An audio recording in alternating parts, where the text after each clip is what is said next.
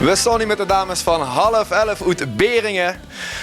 Een van de groepen op het PNM. Heb je er zin in? Jazeker! Je hebt al een filmpje opgenomen in het dorp. Wie zit je verder met de voorbereiding bezig?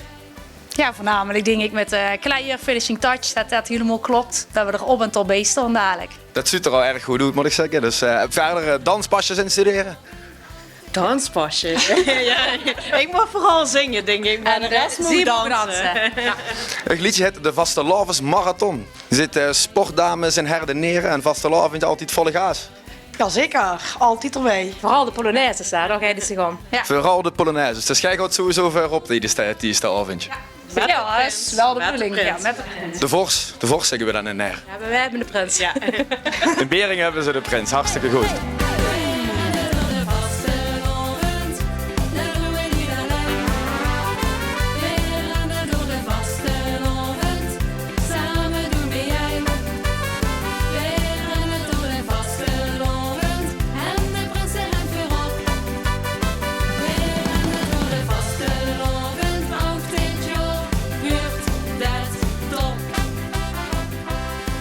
Dames, er is geen ervaring, maar wie zit jij nu eigenlijk bij elkaar gekomen? Wie heeft dat ontstaan? Ja, we zien de dames van de Rood.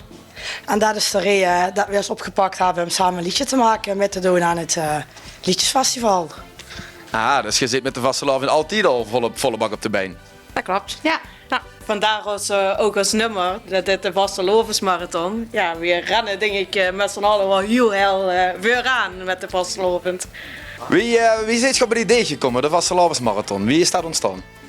Ja, we zijn de avond samen gaan zetten en toen was het, ja, wat willen we dat er in vuur komt. Ja, toen kwam dit eigenlijk een beetje zo met alle sterkwoorden, kwam dit tot stand met hulp van Leij Timmermans, die had het geschreven.